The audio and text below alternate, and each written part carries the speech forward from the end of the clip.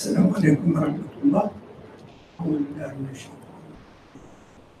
بسم الله الرحمن الرحيم. ربنا آتنا في الدنيا حسنة وفي الآخرة حسنة وقنا عذاب النار. ربنا اغفر لي ولوالدي وللمؤمنين يوم يقوم الحساب برحمتك يا أرحم الراحمين. ربنا لا تخرجنا من الدنيا إلا مع الشهادة والإيمان. آمين. وصل اللهم على محمد وعلى آله وأصحابه وأتباعه وسلم، والحمد لله رب العالمين.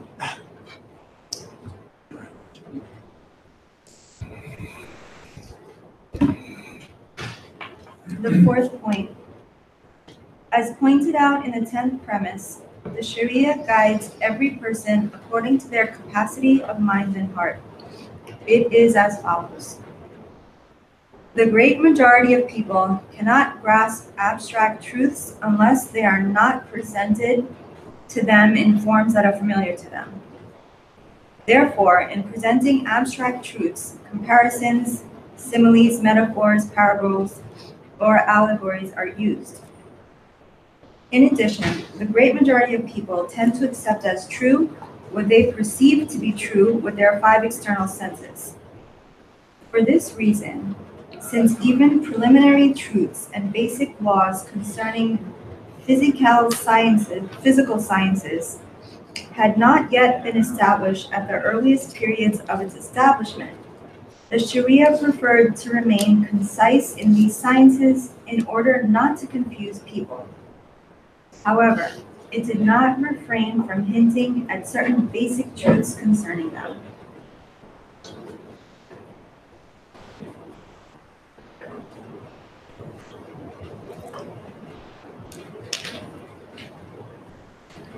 Well, the first 2 lines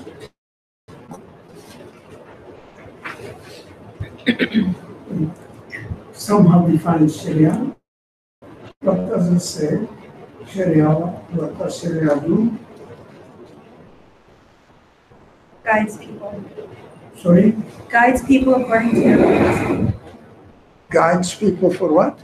According to their capacity. Capacity of? Heart and mind.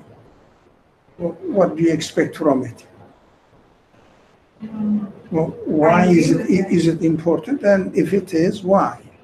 Why is it important? Why is what important? That the Sharia should speak according to the capacity of mind and heart of the people. God is speaking, so he must speak with his capacity rather than people's capacity. Don't you think? It has to be to the When you read the Quran, don't you feel that it is so simple? Do you feel that? Yes. Yeah, but God is speaking. For example, if a book is written by a specialist in a particular discipline, you really find it very difficult to understand. They use lots of words, and the way of explanation is far from my capacity. And unless I am educated in that field, I don't understand. But the text says, Quran doesn't do that. Sharia, which is the really message of the Quran in general. We can say Quran because we are talking about Sharia, which is established by the Quran. So Quran doesn't speak in this way. Why do you think?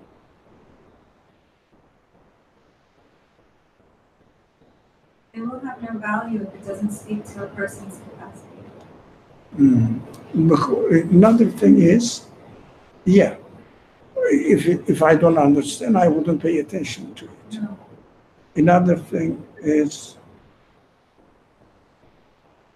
it will be irrelevant for me, yeah, to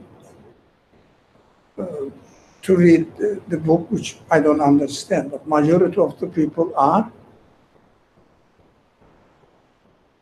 common people. They are not specialists. Okay.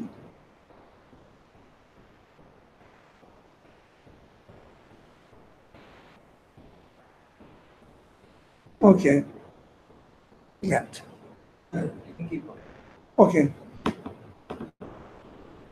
Okay.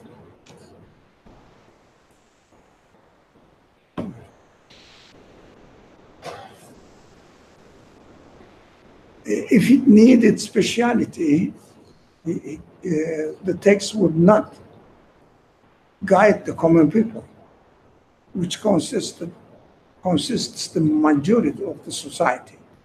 Yeah. So it is the, if you like, condescendence of the Creator to come to the level of human beings and speak to within their capacity. But also we expect from the text that it should take into consideration from the first day of its revelation until the end.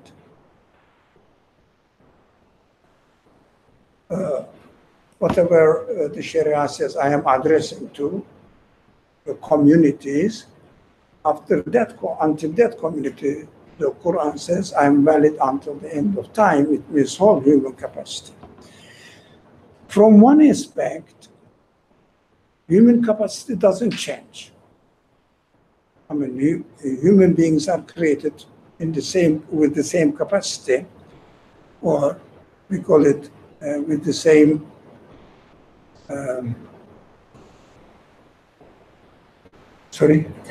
potentials. But capacity develops, but potentials are the same. Potentials remain the same, right? So the Creator must speak to human potentials, if you like, in a way that even somebody has not developed his potentials into a capacity, he would still benefit from the guidance. If someone develops its potentiality in one or two subjects, this person also will benefit from the teachings or the guidance of the Sharia, guidance of the Quran, or the speech of God. So what is expected of the speech of God is present the case in such a way that the human beings every human being with no speciality, with no preparations, or taking some certain courses, etc., in order to get ready to understand this message.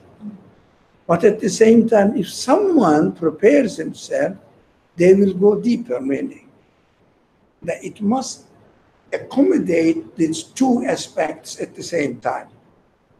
Speak in a general sense, as everybody can understand, but include in it some details that only those people who pay special attention and educate themselves can grasp that.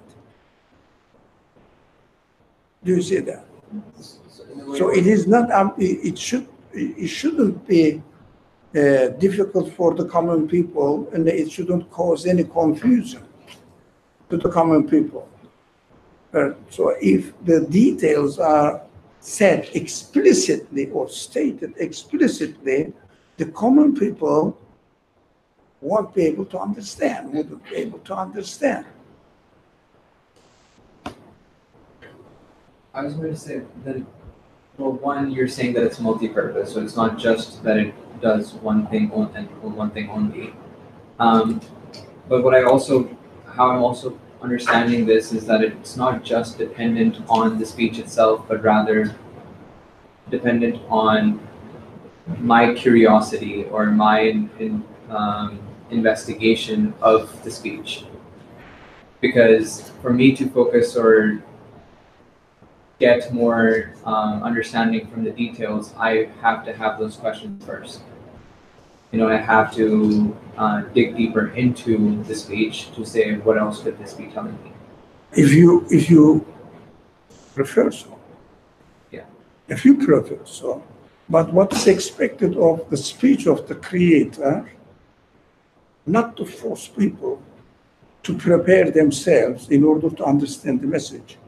As they are, for example, of course, the nature of the book is not time-bound.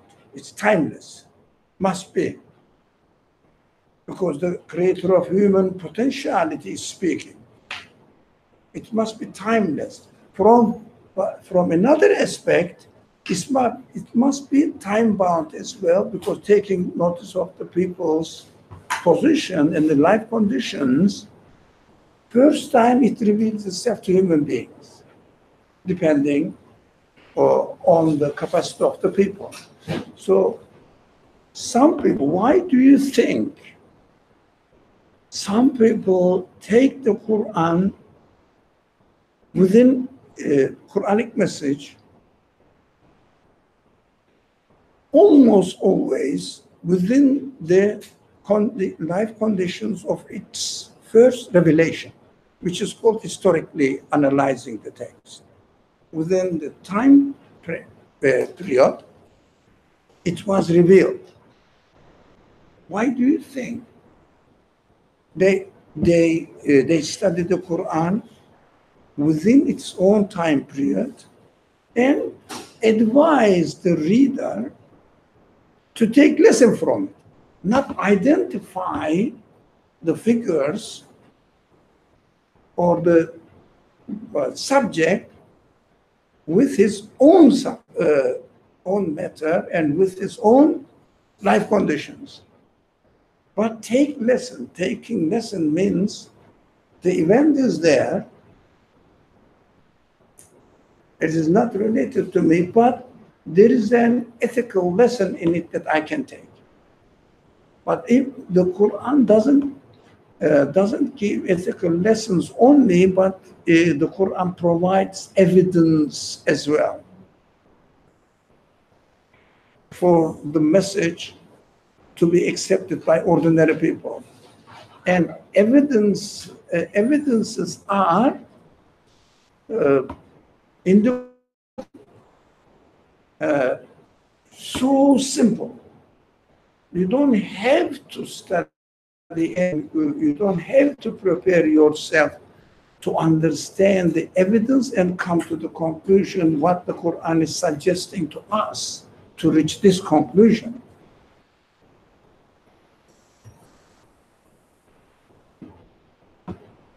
The evidences are according to the capacity of the laws people in education, not the human degree, human quality, but in education, laws people.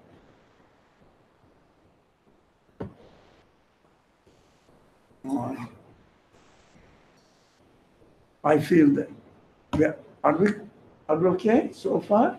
I'm not. I'm missing the point. No, that's why the eyes show me that they don't understand what I'm saying, or it means I didn't make it clear.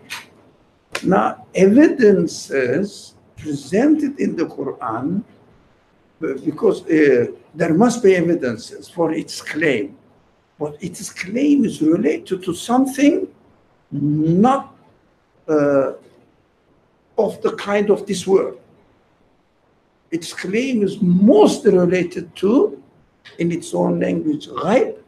It means the word which belongs to absolute being, not to this experiential word or word of, how do you say, practice, as we do it here. No? Doesn't make sense? So the Quran's message is nothing to do with this word. Its ultimate aim is to teach people what they cannot know, not what they don't know.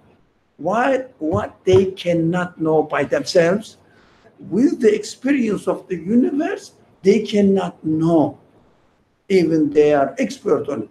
So they must be taught, reminded, so that they will try to make sense of it in order to help the lowest degree of human beings, that which, as far as the education is concerned, lowest educated people, not educated people at all.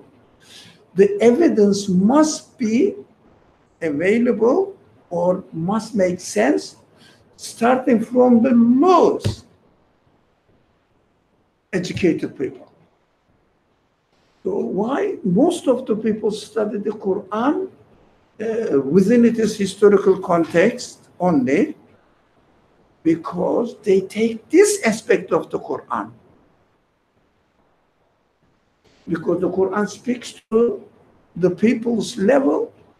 We know that where the Quran was revealed was the least or civilized community. Mecca, non-civilized or civilized community. Medina also, although people don't say it clearly, you don't hear it, Medina also wasn't, the majority of the population in Medina was like Meccan people. Because they say, you hear that from the books, and there were Jews, there were Muslims, and some people even claim that they were Christians in Medina. Historically, doesn't work. Christians don't work. But Jews, yeah, very few, 1%, 2% of the population. Muslims, first days, when the Prophet went to Medina. 60, 70 people, that's it, believers. And Jews also were only 3 tribes, but the tribes around Medina, small tribes as compared to the whole population of Medina. And the rest were pagans, pagan Arabs in Medina, like Meccan pagans. In Mecca, there were only pagans, 3 others. Nothing else.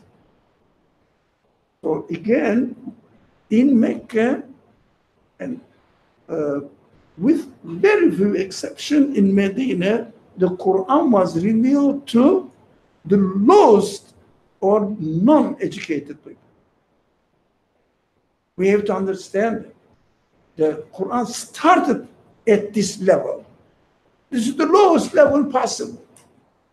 In India, in the Western world, in some parts of the Christian world, they were somehow educated, somehow familiar with religious tradition, or talking about hereafter, talking about God, talking about the prophets, the messengers of God, etc. They were familiar with it. But that part of the world was not. They never thought the resurrection will happen. It didn't occur to them.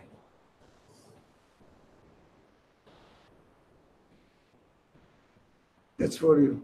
Okay. Thank you. Hello. Maybe. You can get another one Okay. if you like. You don't want it? So you can get. Okay.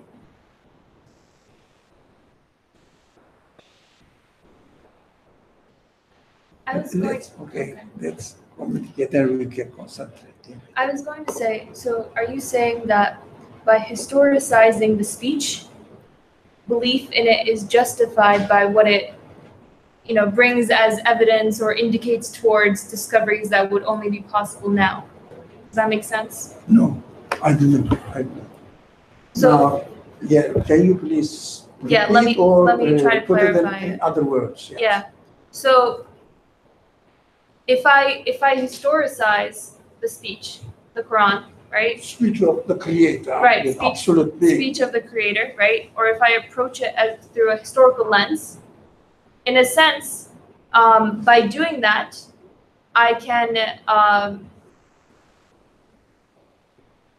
justify my belief in it by saying this historical text from 1400 years ago points out, evidences and discoveries that are only possible now, hence why I can believe in it.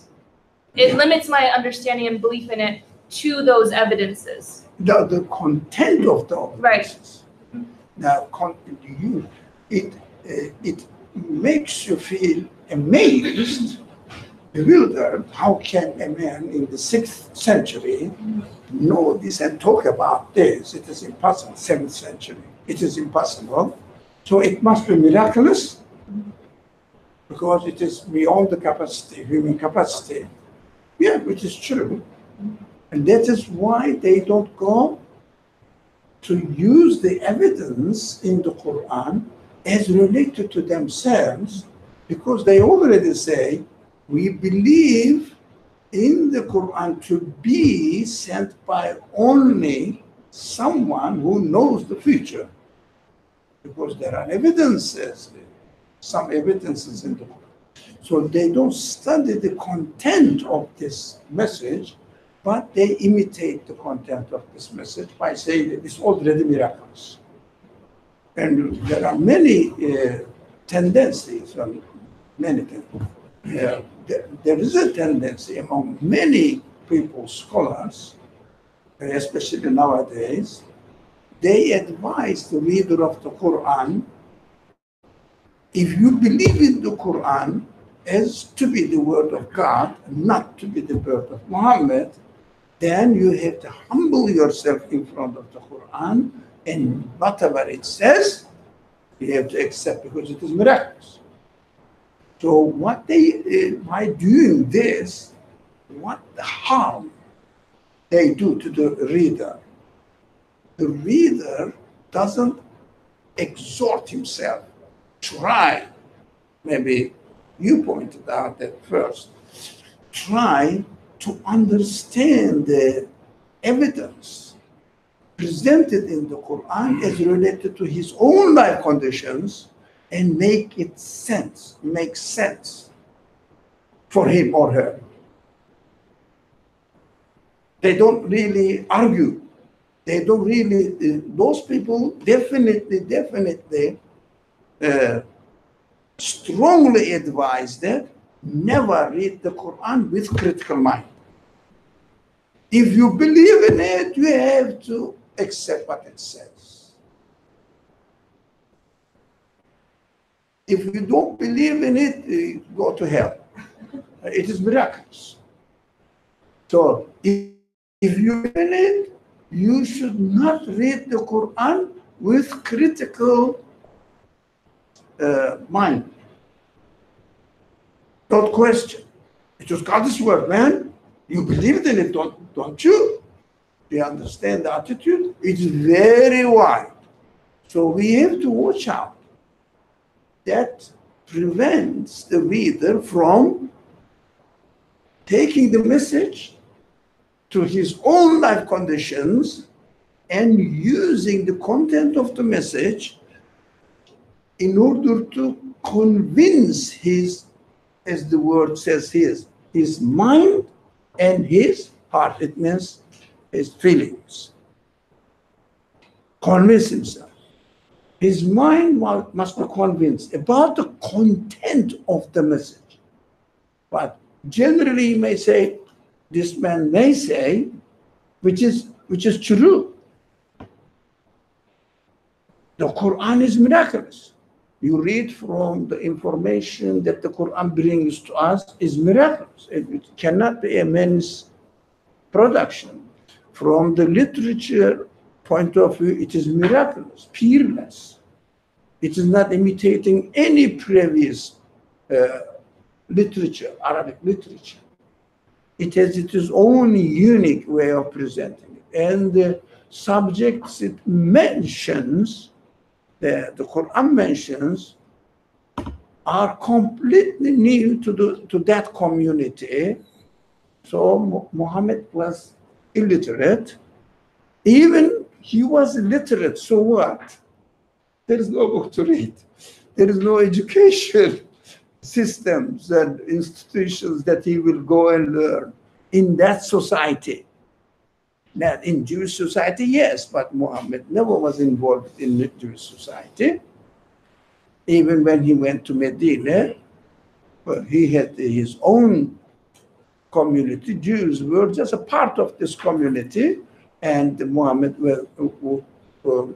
that history doesn't say that he went to Jewish schools or education system and learned something from them. There is no sign. And also Quran itself says you are ummi. The Quran says you are ummi, addressing to first Muhammad. So Muhammad said, I'm ummi. But if his contemporaries knew that, oh, you are not ummi. You learned, you were educated, you went to Rome, you went to, I don't know, Persia, you went to India and learned all this information. How do you say that I am ummi? This text is telling a lie. You understand? They would never believe in it because he's educated, but the text said, no, you are ummi. Ummi means, I mean, it comes from it is mother. As you were born from your mother, no further education and training. Yeah? You belong to mother. Ummi means something pertaining to mother. It means you were born with your potentialities from the mother gave you the birth, he gave you birth, and you didn't get anything more education at all. Just grew in a very unliterate and uneducated society. They would oppose him. They would say, come on, don't you think that we are stupid?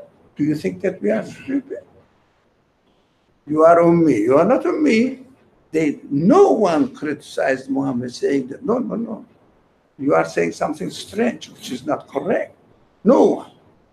They said, yes, he's ummi. Yeah, they know, because they grew together. They lived together. They know where he went. They know what education he got. Never. So to understand this point, for example, if I say I am ummi, what would you say? Would you believe me? No, because I went to school, everybody knows. Yeah, I was educated, but if I come here and say that I am ummi, I don't know how to read and write, what would you say? Yeah, you wouldn't believe in me, yeah? You wouldn't believe me, sorry. Why would you say it? So, that's what the Quran says. Well, not why would you say. Quran says you are ummi, addressing to the first Muhammad. We sent a message to an ummi among the ummi community.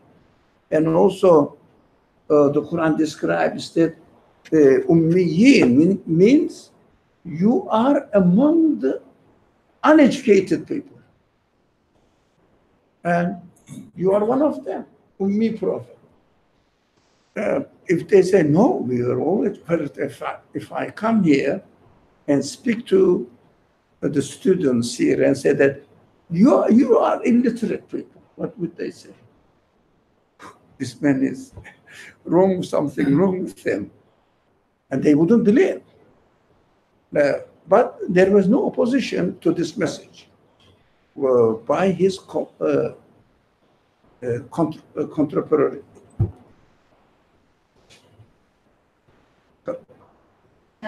Contemporaries. Yeah, by his contemporaries. So he was with me. Yes, the Quran has many miraculous aspects, but we should not ignore it, but at the same time, this aspect of the Quran should not prevent us from studying the content of the message and learning with a critical mind. Does it make sense to me? Does it make sense to me? Yes, the Quran, I believe that the Quran is miraculous. Yeah. But it doesn't mean that I have to imitate the message it gives to me. I should read it and make sense of it for myself. I think this makes the case clear. Unfortunately, you may, if you hear other sources or, I don't know, people who try to help the society to teach, they say you should never read the Quran with critical mind. You have to submit whatever it says. It prevents people from benefiting from the teachings of the Quran and makes them not feel comfortable about his belief. What he says, I believe in the hereafter. Oh, I don't know how, but the Quran tells me it is. But because they cannot really make sense of the existence of the hereafter, reality of the hereafter, as far as their life is concerned here, if they are not really convinced how they can present their present life according to the requirements of hereafter. Because they don't experience themselves. Because they don't experience about this message within their own life conditions, within their own capacity. Because they don't really question the text. How can I assimilate this message with my own life? Rather than I heard, I obeyed. That's why they use this expression, which is the Quranic expression. We heard and we obey. But in order to obey what you hear, it must make sense to you. For example, if I tell you, here is the gun, kill yourself, will you obey? No. Sorry? It doesn't make sense. It doesn't make sense. You start questioning. Why should I kill? Why did you tell me this? It means critically analyze what I tell you. Although you may admire me, still, if it doesn't make sense to you, you don't apply it. That's why the belief system taught in the Quran is ignored historically. Why? People are advised to hear and obey without studying it, concentrating on it. I realized that this is the main disease among the believers. Imitation, rather than reading the text with critical mind and trying to make sense of it. If they don't understand, of course, they should, or one should not deny it, but say that, look, I believe that the Quran is a miraculous speech.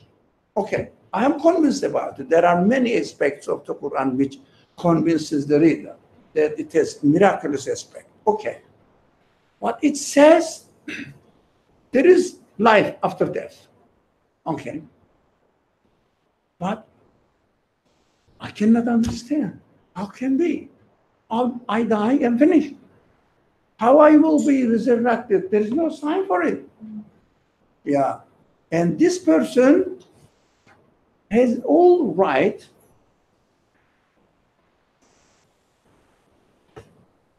come closer and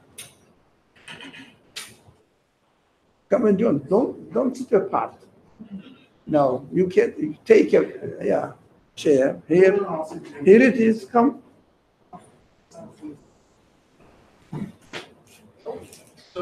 Okay. Very good. So, get one in, one out, no? We have to accommodate everyone.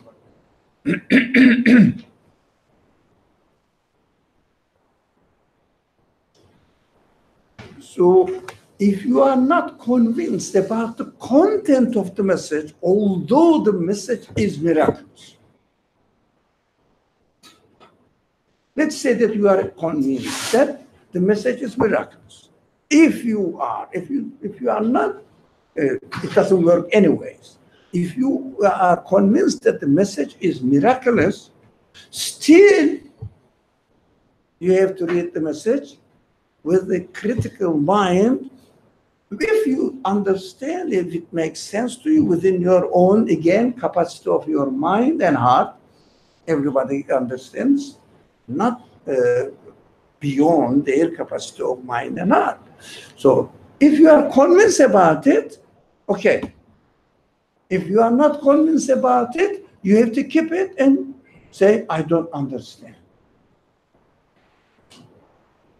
I cannot deny, I cannot reject, because I have no evidence to deny. I have no evidence, I'm not convinced, because to confirm. Wait. Continue to search, but never give up critical mind. Never imitate. Text is not for imitation. Although you may be convinced that you are convinced that the text is miraculous, still you have to read and make sense of it in order to be able to practice it. And the practice means really living this world, being sure that everything, what is going on in this world, is directly related to the eternal life. We have to study. Okay. Hands were up. Questions.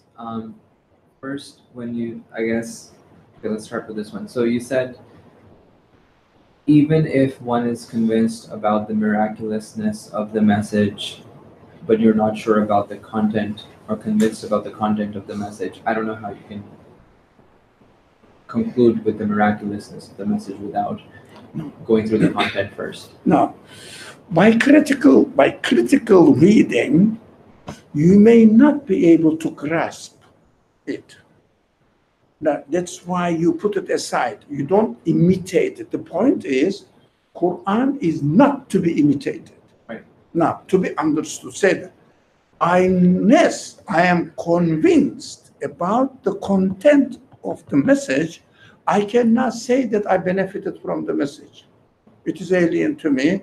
I couldn't confirm it. But I think your question is more related to the other aspect of it. If you have evidence which convinces you contrary to what message says, you have the right to not to believe in the Quran as a miraculous message. But do we have? No. For example, whatever the Quran refers to is based on the evidence within this universe, but I may not be able to confirm it by my own capacity, by my own investigation. The pitfall or whatever, pitfall, the danger, the trap is there. We have to watch out, because the Quran has a lot of evidence that it is a miraculous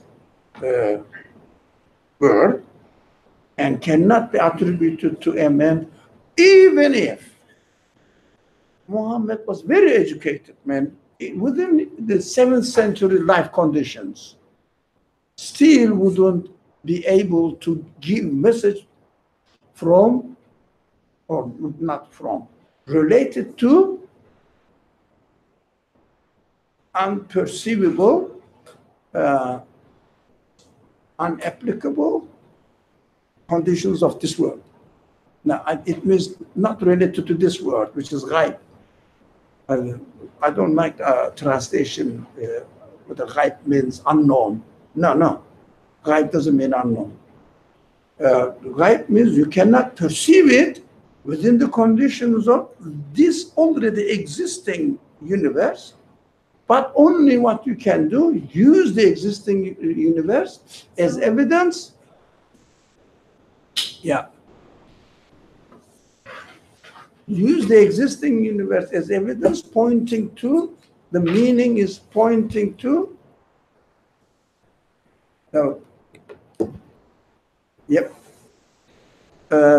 to what the Quran refers to. So, really?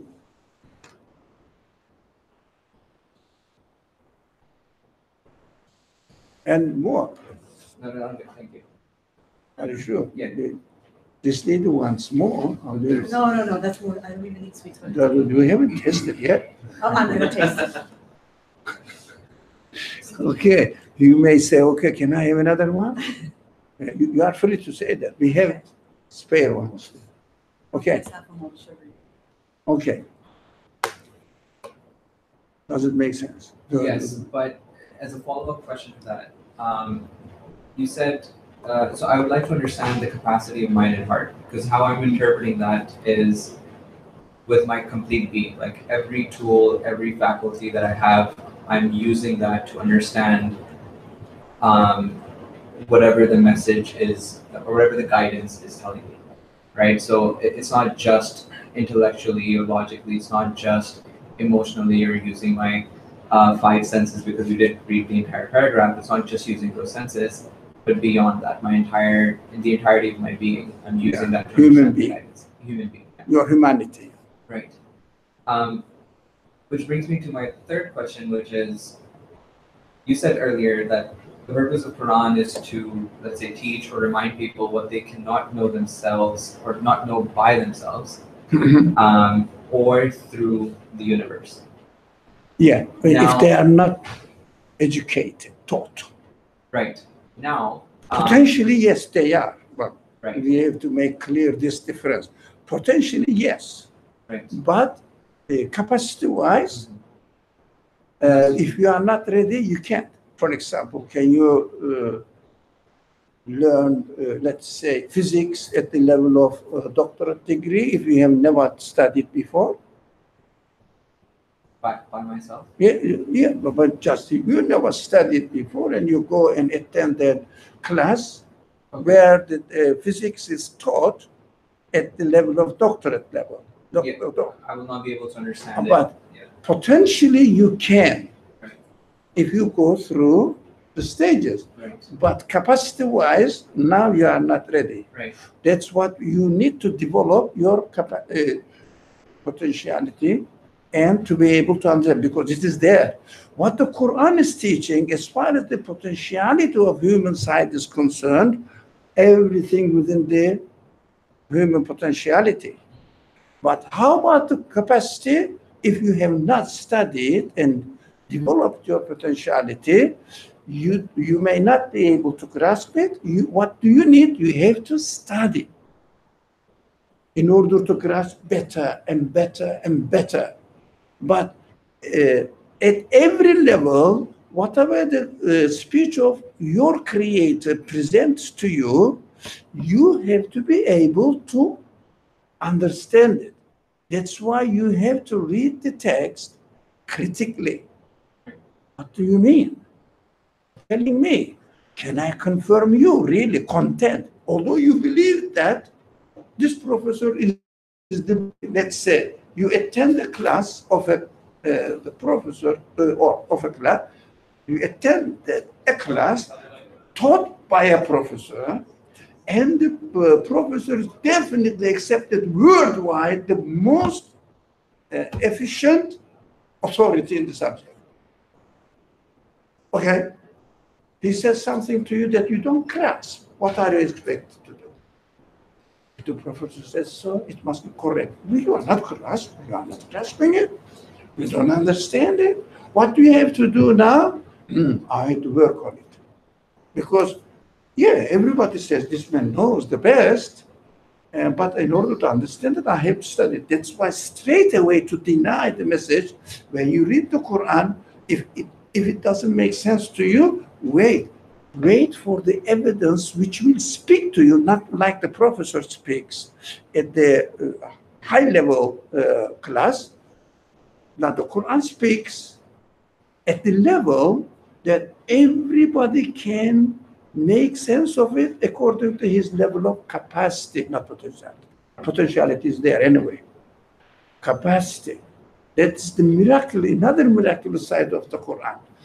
If the Quran speech of your creator, it means the creator must present the subject to you in a way that at every level you can grasp and be satisfied with it. For example, the primary school students may study mathematics and learn it, they're satisfied with it. If you ask them, do you like mathematics? Yeah. I mean, not profession-wise. Yeah. Did you understand what teacher said? Yes. They can, if they pay attention to it. They can. But if you say, do you know mathematics? To a primary school student, what do they say? Yeah? Ask them, ask them. Let's say the third grade student, I think third grade student, do you know mathematics? Try them what they will say. Say yes. Yeah? Yes, I know. He knows it is them. Yeah? He doesn't say, no, I don't know. That's why the content of the teachings of the Quran makes sense to everyone at his own level. And he will be satisfied with it. But of course, potentiality is so endless, then human beings are pushed further. For example, if a student goes to the second year and learns mathematics, does he say that, I'm not going to the third year because I learned mathematics, finish? Do they say? They say, I have to go and further. That's human tendency. That's what we have to have this connection or interaction with the Quran. Read it once, which really I experienced my life. I'm very sure of it for myself. Read the Quran at once. You understand something, which is my habit to take notes on the side. So 10 years later, I keep, what do they mean? So simple. Go back to my previous years, first year's notes. I said, that's so simple. But I understand that I should continue because of the nature of the speech of God. That is what the Quran says. I speak to you at every level at the same time.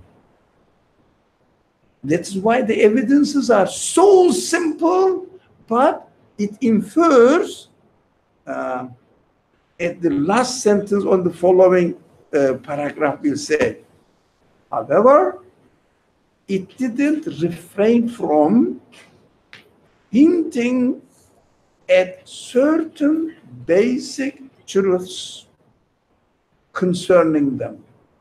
It isn't it?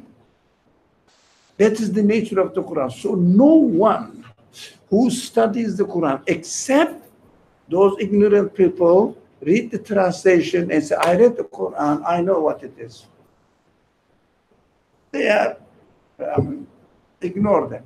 But those people who study the Quran for their whole life, they never said, that's it. I'm satisfied and finished. I don't need anymore. Never said. None of them said. I think you have further. Well, you didn't answer. You didn't let me get to my question. You just like. Okay. I feel like so that part where you said again, if I'm saying the purpose of the Quran is to, let's say, guide me through what I cannot know myself, Yeah. or through this universe. And if my understanding of Quran is that it's the speech from the Creator as a guidance to me, or a verbal speech, isn't, and my understanding is also that the universe is just not a verbal speech, but is also a speech of a creator. So can I not, and myself being a created being of the universe, or inside the universe, can I not use myself or the universe as a means of guidance? You can use the material if you are taught what the material refers to by someone who knows the material, what they refer to. For example, if, yes, potentially we are able, that you should not confuse that part. We should never forget that part. When the material, the evidence is presented to us, which is this world, the universe as it is created, or as it functions. This universe has meaning for everyone. No one says that universe is meaningless. Everything is meaningful. So you know that this universe is referring to a meaning. Yeah, because when you experience it, when you really look at the universe with just, you don't have to be educated. You just question it. Why is it like this? How come that this grows? Yeah, how come that this happens? Whatever it is, whatever. How come that the basic elements of the universe, which is the atoms or whatever particles, come into existence? That's a very human question.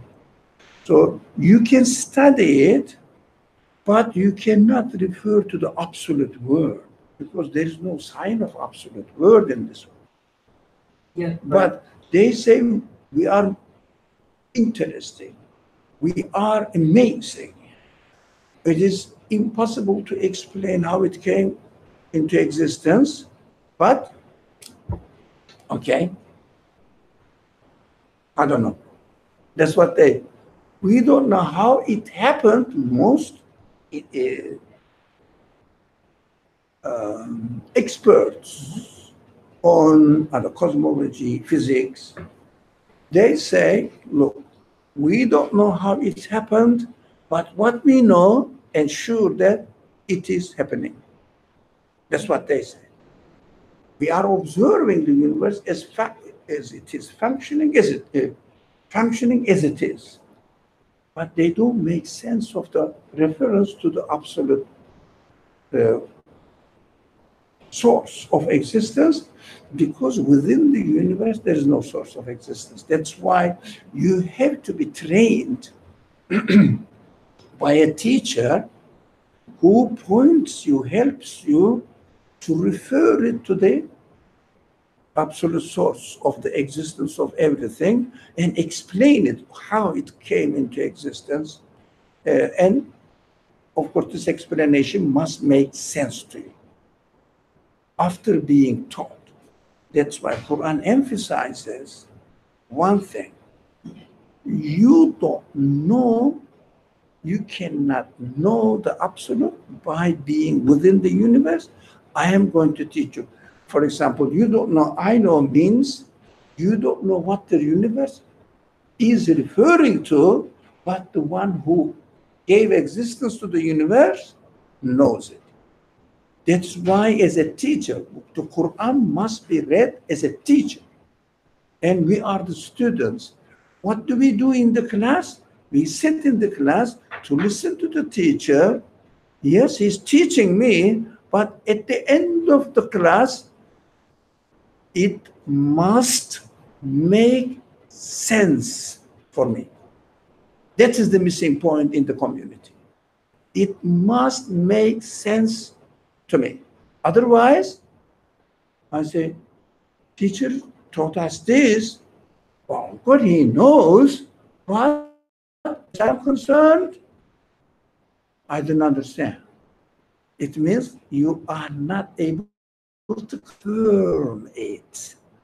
But the Quran says, you have to confirm me, believe in me. Yeah, بكتبه. and his speech, his writings, also the kitab in the Quran may be read in two ways, but it is very not conventional and unconventional to understand the kutub is written things, established, written, right? For example, whatever I know, I have written it here, yes, to understand, and after I wrote it here and publish it, can I change it? Yeah, that is why kitab has two meanings. One is written, then everybody can read it. What is that? Come on. You have been attending this class. Sorry? Now, the Quran introduces that this is written book, kitab, هذا الكتاب. ألف لام ميم ذلك الكتاب. Right? This, or that book, that is not this, that. Yeah. That book. Book means written, established, not changing. It has two meanings. One is something presented to you by the Creator which doesn't change. What is that? Static. Sorry? Are you referring to the static? Yeah. The order of the universe. The order of the universe, the kitab. But at the same time, the text that Quran spoken, recited text also refers to itself and says, I am stated, it doesn't change. But the Quran, the universe is referring to the necessary existence of a world which has absolute qualities. Because if the source of existence of this is a very subtle subject, if the source of existence of the universe was not absolute, the universe could not function as it is now. So the source is referring to an absolute world. But if the human beings are not taught, informed about the first existence of the absolute world and also qualities of the absolute world, but not, they call it as a technical word, quiddity, whatness, the essence of the absolute world. And they say you cannot grasp the absolute world, but you can understand the existence of the absolute world, qualities of the absolute world. Which kind of quality? It must have, this absolute world must have an absolute power, absolute knowledge. Yeah. Make room. Oh, yeah, make room. Sultan, and not Sultan, sorry. This way, so the lady can come. Join us.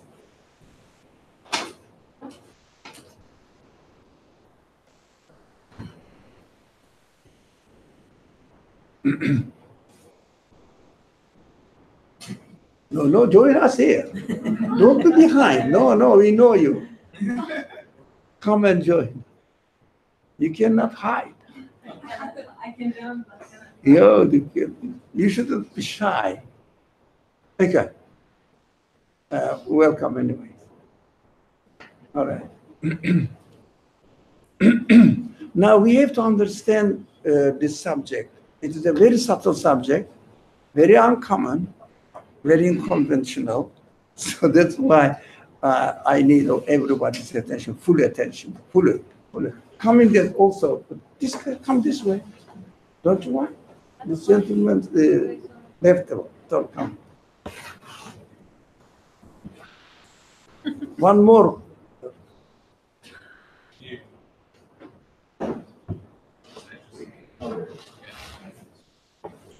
Okay. Want everybody to slide down, slide down. Yeah. Because I don't want to change my name. Okay. All right. I'm not saying you don't. You should. Now, everybody. Now, be careful here. If the universe is a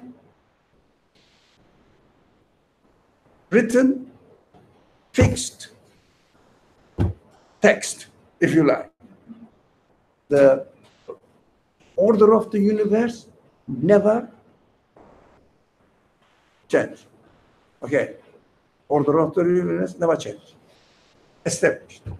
It is written book. And after you read, for the latecomers, after we write and publish a book, you cannot change.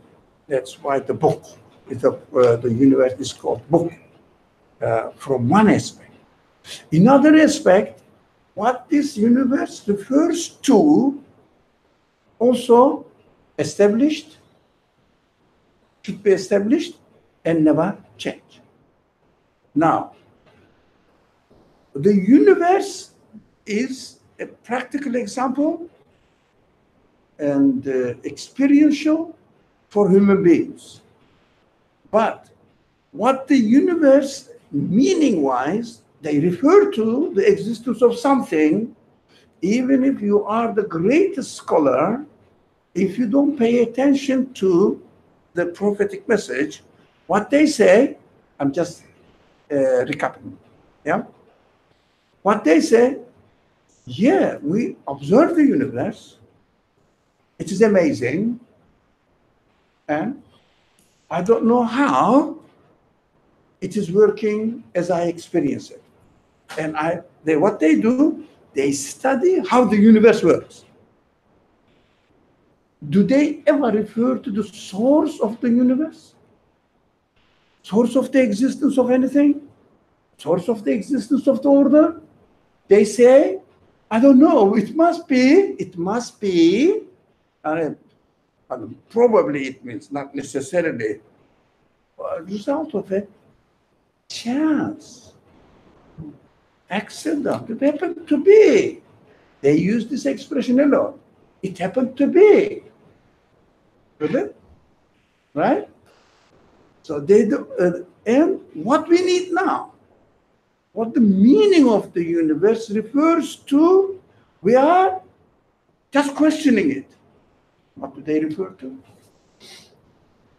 But if you have never heard of prophetic message, your mind cannot go beyond the limits of this universe. Yeah? That's why the people who study even now the universe, they say, I don't know how, but it's happening in this way. That's what we are studying, how the universe is functioning, how the things are functioning in their special fields, right? Scientific fields, they call it scientific fields. Yes, science is studying how the universe is working, not the source of the existence of the universe. And the materialist philosophy cannot go beyond the source of the existence of the universe because by definition they are materialists. It means they confine themselves within the conditions of this material world. Now, those thinking people who take notice of the message of the prophets, only the message of the prophet, through the message of the prophet, that we become aware of the existence of another absolute word. So, do you think absolute word changes? No. Universe doesn't change. Absolute word doesn't change. So the explanation from absolute word is also not changing or does not change.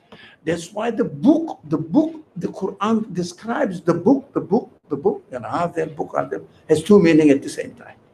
Both of them are fixed. One of them, what we physically experience, the other one is what we physically experience refers to absolute word. you have to have this model of thinking in your mind. When you read Quran, you are expected, or we are expected to read the Quran to what this book of the universe refers to, is explained in the Quran. That's why Quran uses the physical world as evidence for his claims, for its argument. Look at the mountain, look at the camel or horse, whatever, doesn't matter. And look at this spider, look at the bird, look at the cow, look at the moon, look at human being. They are all evidences from the physical world in order to help the people confirm the message it brings about what the universe refers to, which is called absolute world. Why absolute world? Because when we study the universe, we understand that whatever the cause of this universe, the source of this universe's existence is, must be not limited. If the power is limited, this universe cannot function as it is now. Continues to change, and the change never contradicts, and the order is always protected, preserved. And if someone doesn't know, doesn't have someone or something doesn't have the absolute power, this thing cannot give existence to the universe. But this mind needs to be taught, educated. That's why the book in the Quran, the term kitab in the Quran, is used at the same time referring to speech, recitation that we recite. Because when you read the text, you understand that it is a speech of the author. And this doesn't change as well. So both of them are guidance for human beings, because human beings have one aspect of human beings has 5 senses which communicate within the conditions of this physical world, how it works. Perceive it, see it, hear it, experience it. And the other aspect of human being looks for meaning. And within the universe, there seems to be no meaning. It means found.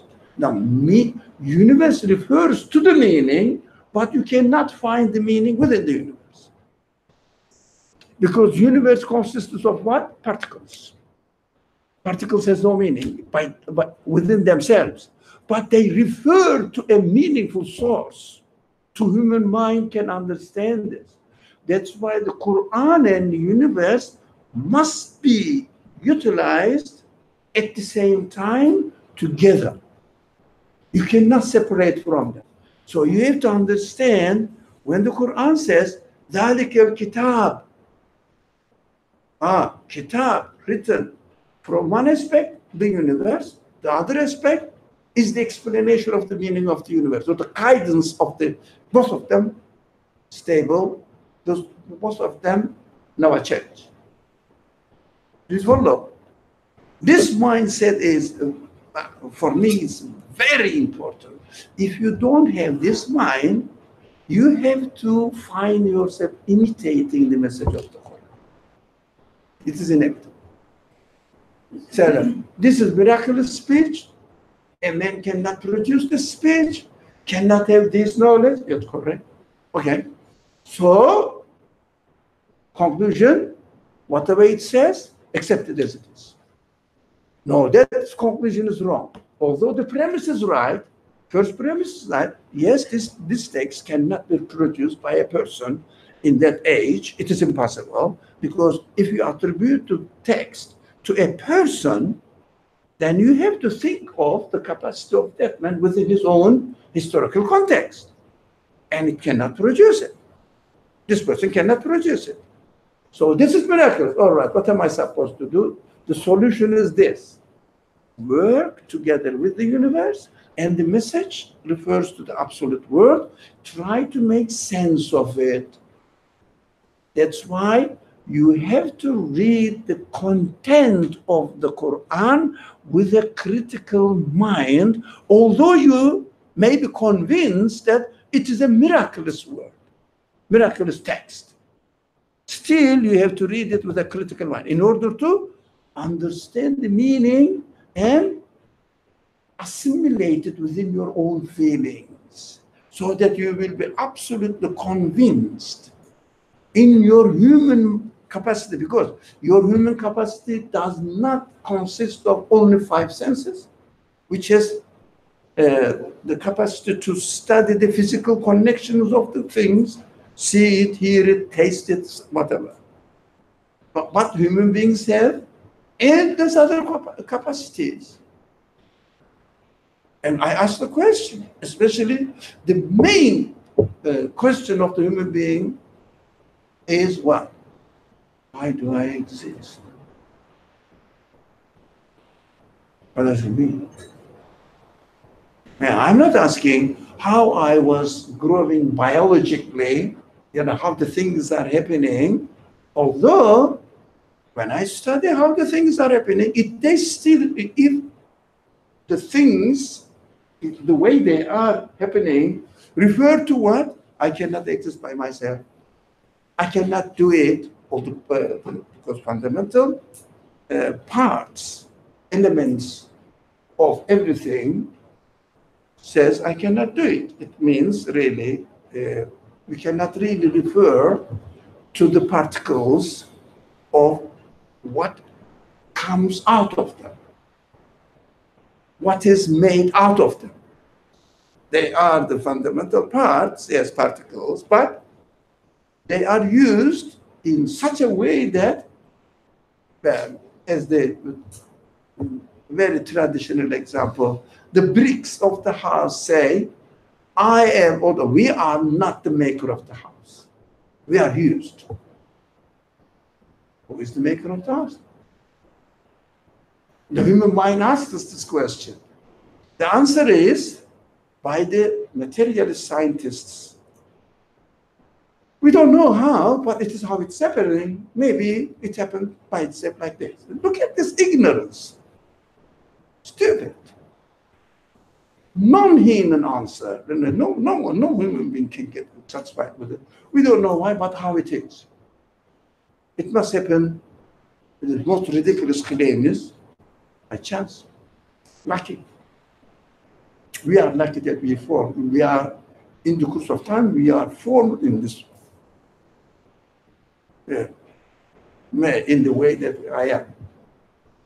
Just out of luck. That's scientific explanation. Ridiculous. Okay. I think I'm reiterating, what's your name? Hassan said.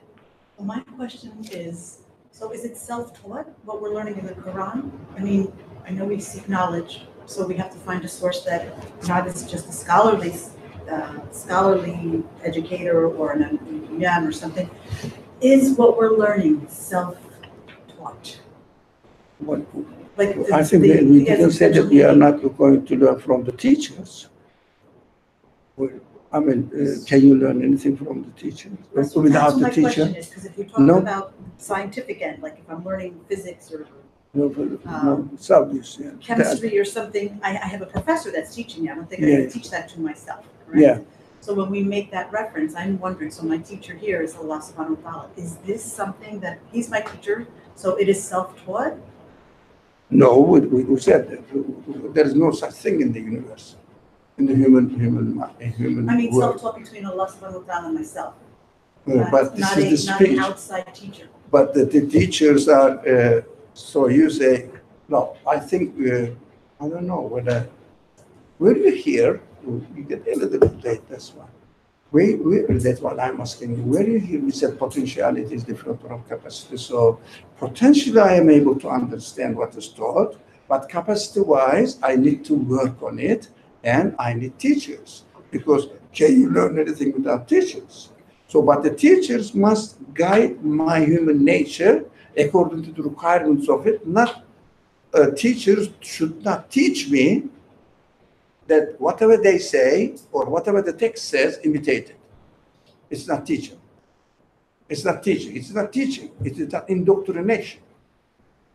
It's not, that's why we are here trying to the distinction between what we should expect from a teacher, so that we won't be misguided, or we will not really use our human capacity fully as much as we can,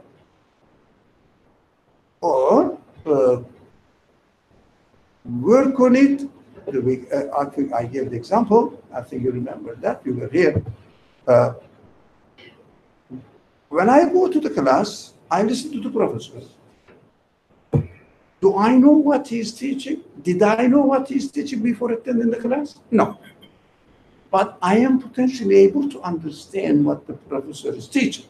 If the professor is teaching something right, compatible with my nature, first I learn it from it, and then I assimilate it within myself and make sense of it. Because I am able to make sense of it if it is true. That's what my criterion is this. What is truth? Which does not contradict my human nature. But I have to work on it. So the teachings of the Quran, the universe, should not contradict my human nature. Everything is really perfectly fitting.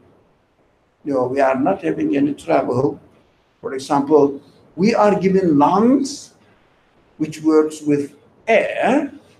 There is no air. Contradiction. The fish are giving capacity to get oxygen from water, but they are not created in water. Impossible. We cannot think it doesn't exist. So it should not contradict my human nature. I can say, for example, whoever the source of, or whatever the source of the universe is, it is the source of my existence. Because I am given existence within the universe 100% compatible with the conditions of the universe. So you cannot have a source of existence, a creator, let's make it easy, different from the creator of the universe. Impossible. There must be one.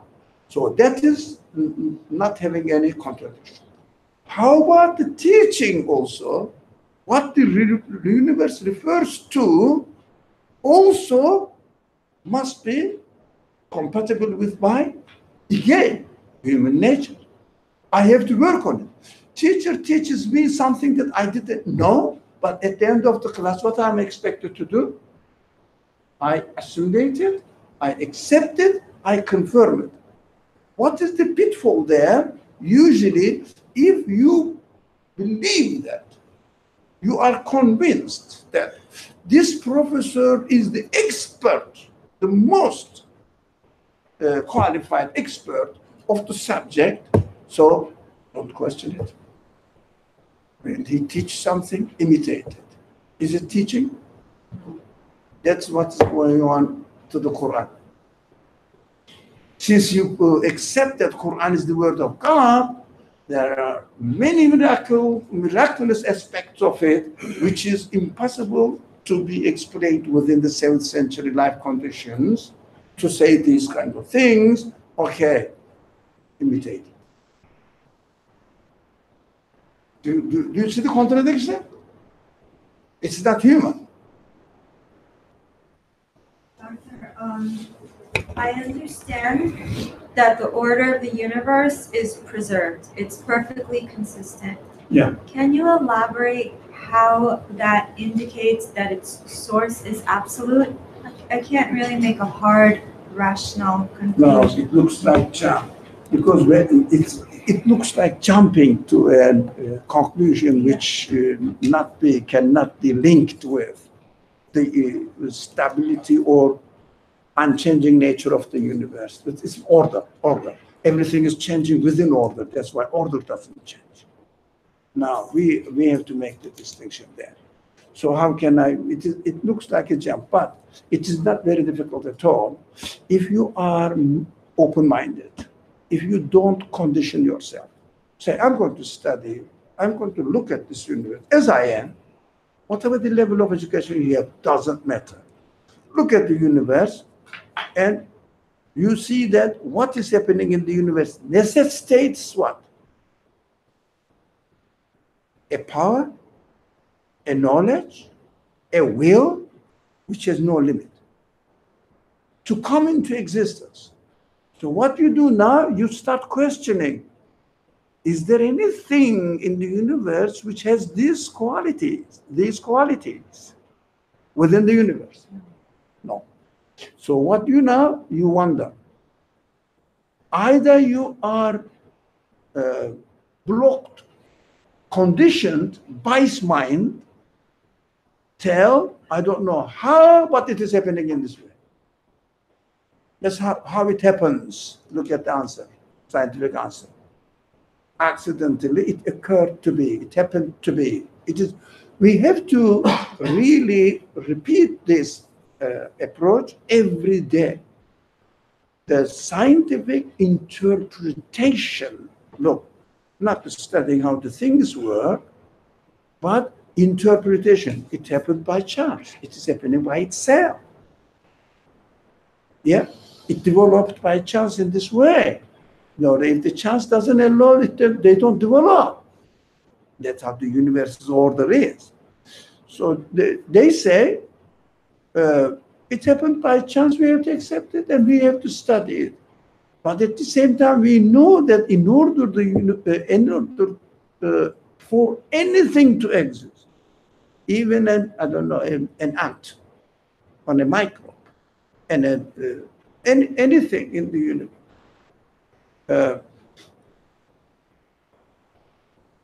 to come into existence, the source of its existence must know what? Whole universe. So that everything exists within the context of the order of the whole universe, as far as we know. So this source cannot be found within the universe because the whole universe needs to be created or given existence by a one who encompasses the whole universe. It means cannot be the same nature of the universe. It makes sense. So which kind of source, the order, which kind of qualities this source needs to have it? Not within the limits of the universe. It must be absolute. Yeah. If it is absolute, his guidance, his teaching must have also come from the absolute source. That's why the universe is made in such a way that it refers to the qualities of its absolute source. That's what we have to study. We have to concentrate on. Yeah, that is why I have to put the universe here and the speech of the Creator, guiding speech of the Creator here, and expect the guiding speech of the Creator is helping me go through the universe and reach the qualities of the absolute being. That's why we cannot read the speech of the Creator in order to know how the universe works, because I can explain, I can study and learn how it's working. But always human curiosity is what? Human quality forces me, how come it's happening in this way? Yeah? Can you use a computer by saying that it happened by itself like this, by chance? You say, oh, it is designed by even not by one engineer. It must be designed, it must be the work of, the result of thousands of engineers, I think thousands of engineers. When you are using it, although you may not be conscious of it when you are using it, you just get lost in using it. But when you are asked, do you think it happened by itself, by chance? You say, what? Oh, you must be joking, man. What are you talking about? It must be made by genius engineers, even not one. But while you are using it, you may not notice it. That what the Quran, the aim of the Quran is what? While you are using it, bear in mind, be connected to the Maker. It is a message. Emitting the message to you from its creator. Here I am, you belong to me as well. That's why the Quran and the universe must be read side by side. No, you cannot isolate it. That's why then Hadal Kitab refers to two constants. One constant is the order of the universe. The other constant is what it refers to, the existence of, necessary existence of the absolute world. Yeah, to bear two of them at the same time. So some very serious scholars studied the word book, kitab, only referring to the word. And in the Quran, sorry, not the word, sorry, to the Quran. Hadal kitab means this book. Yeah, come on, man, don't be so narrow-minded. Because when the Quran started talking about the book, there was no book. Just a few sentences, let alone book. But of course, we have to know that two aspects of it. One aspect, the book is written text. Written. We can say universe is a written text. But another aspect is the speech of the absolute being. So the speech of the absolute being knows that, or must know that, it is going to be in the form of a book. Written, established, written text. Again, like the order of the universe. So the established written text, the speech of the Creator, is also a constant. Doesn't change. Why? What the universe refers to is the absolute being, absolute word of existence. Absolute word of existence also do not change. Do you get it? So this picture of our reality in this world, as conscious human beings, we have to have this picture. What am I doing in this world? Right?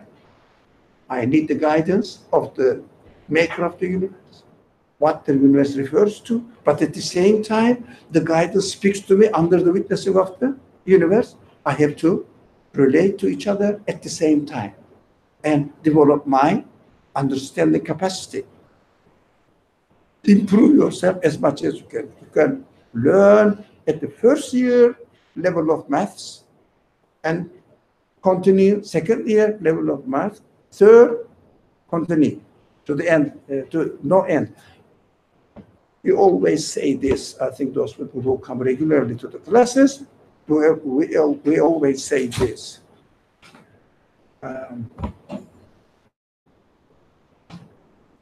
Even studying the universe does not have an end. Got it?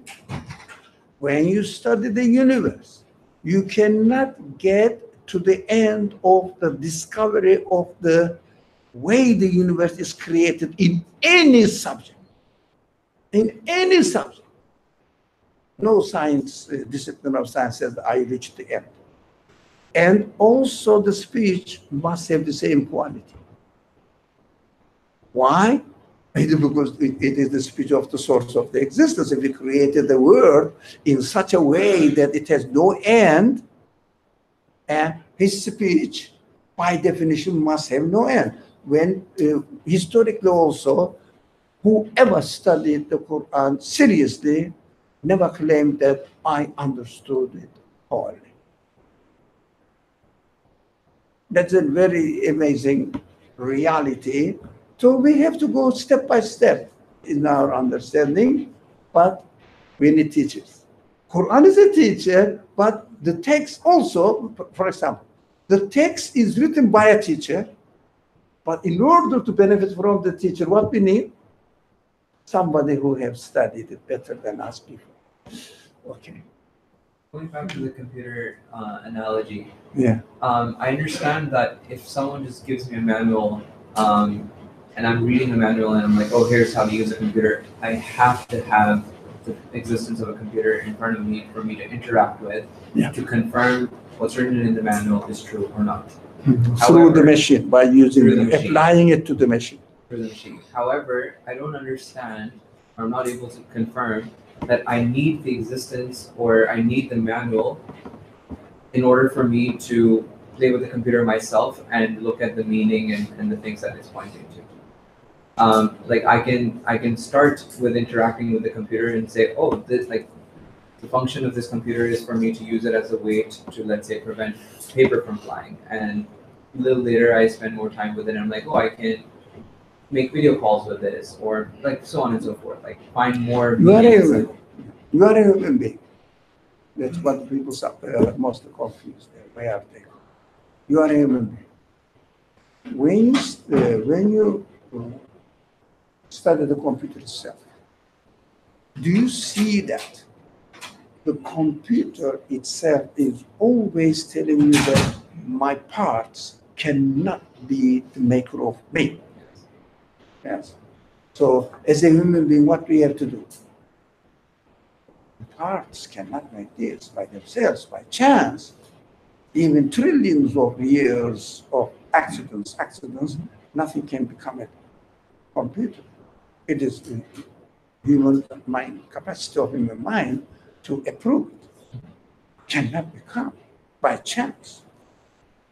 So the computer says, I have an engineer, designed me, made me. So we have to question the engineer from there. So what you understand now, if there is a manual book, and the manual book, whatever the manual book says, confirmed is confirmed by the computer, the function of the computer, what you say, this manual book is prepared by the one who made this computer. Totally, yes. But do I need the manual? Like, if the computer is telling me, look, there's a wise engineer behind this that thought of the fact that I need to communicate with other human beings, and I can do this through this video feature or audio feature, whatever, do I need the manual for me to tell them? No, but the universe is, and universe and me, my relationship between universe and me, not like this. This was just an analogy made for one purpose, needing to confirm the engineer, the existence of the engineer of the computer. Now, that is one example applicable to this analogy. Now, our relationship with the universe is not like the relationship with the computer. In the universe, when I get in touch with the universe, what I do, I see myself existing within the conditions of the universe. And I ask the questions related to the meaning of my own existence. What am I here? When you interact with the computer, you don't need to feel you don't feel the need to communicate with the connect yourself with the engineer, because it has nothing to do with you. Engineer made it, got his money, and died. Yeah, but the universe is not like this, because I have to question the meaning of ultimately, not the meaning of existence of the universe. Ultimately, it refers to me. What is the meaning of my existence? right? And then what do we have to do to gain a meaning, satisfactory meaning for me at my level of capacity, so that I can make sense of my existence and be satisfied with the one who gave existence to me. So connect with him now. So this That's why the Quran says, worship me alone. It means don't think that the computer, the universe itself is helping you, providing you with what you need. I am the one who is providing. So interpret your existence in terms of me, which means interpret your existence in terms of the absolute being. So what you are now, how you find yourself there, I am not alone. The one who gave me existence is always with me. And I'm getting old, doesn't matter. It's not I'm getting old. My Creator is making me go through these stages. And I die, but it's not I die. I am given a certain type of existence, which is called death, in these conditions of this world. It cannot be the separation from the source of my existence. The source of my existence is operating on me on through different stages, as he operated on me when I was born. Yeah? He created me in the form of a baby. Now the same, the Creator is creating me in the form of a death. So death cannot be my existence while I'm ready, while I'm living. When you die, it doesn't matter. So it is too late because your life has gone meaningless, purposeless. Now you have a purpose. What? To connect your existence to the absolute source and interpret and understand everything within the conditions of your being related to or owned by the absolute being. Your existence is that it doesn't belong to you, it belongs to the absolute being. It is given to you and just to make you sure that it doesn't really have to be as it is, and you can operate on your existence. You cannot have any control over your existence. You can only choose between the options which are given to you. Do you understand? We cannot really decide beyond the options that I am given.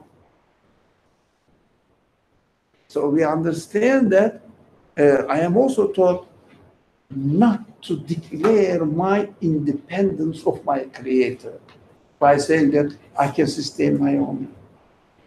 No, I cannot stop aging, I cannot stop dying, I cannot stop being born, coming to this world as a baby, being born.